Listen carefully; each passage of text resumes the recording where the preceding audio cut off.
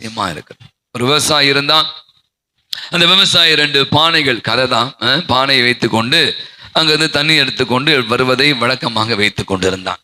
ஒரு நல்ல பானை, இன்னொரு பானை வந்து கொஞ்சம் லைட்டா ஓட்ட விட்டுச்சு, கீரல் விட்டுச்சு. கீரல் விட்டா என்ன தெரியும்? இப்ப நிறைய வீட்டில் பானை இல்லை, அதனால உங்களுக்கு தெரியாது. இந்த பிள்ளைங்களாம் பானையை பத்தினா தெரியும்.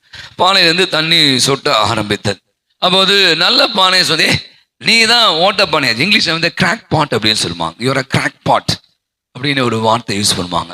கிராக், கிராக்னா தெரியும், ஓட்டை, விரிசல். அப்போ அந்த நல்ல பானை, இந்த கிராக் ஊட்ட விழுந்த பானை பாச, நீ தான் ஓட்ட விழுந்துட்டிய, எதுக்கு நீ சும்மா வேஸ்டா உன் தண்ணி பாரு அங்கங்க ஊத்தினே வருது. நான் வந்து அழுங்காம குழுங்காம அந்த தண்ணி, அந்த விவசாய தண்ணியை வந்து நான் பயனுள்ள விதத்துங்க, நீ எதுக்குமே பிரயோஜனமே இல்லை அப்படின்னு சொல்லிச்சான். அவன் இது ஒரு நாள்ல 2 நாள்ல தினந்தோறும் இந்த மாதிரி இந்த நல்ல பானை, இந்த விரிசல் விட்ட பானை சொல்லிட்டே இருந்துச்சான்.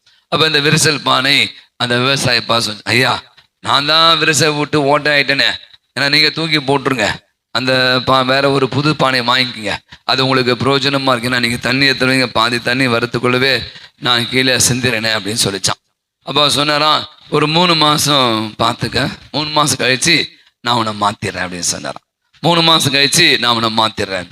அப்ப 3 மாசம் கழித்து அந்த பானை மீண்டும் வாங்கிடுச்சேன். என்னங்க ஐயா 3 மாசம் ஆயிடுச்சு, செலவு என்னங்க 3 மாசம் ஆயிடுச்சு, இன்னும் இன்கிரிமெண்ட் போடவே இல்லை அப்படி நம்ம கேட்குற மாதிரி, 3 மாசம் ஆச்சு, என்ன நீங்க என்னை மாற்றவே இல்லை அப்படின்னு சொல்லிச்சான். அப்போது அந்த விவசாயி சொன்னாராம், நான் தண்ணி பிடிச்ச வருமா, நீ கொஞ்சம் கீழே குனிஞ்சு பார் அப்படின்னு சொன்னாராம்.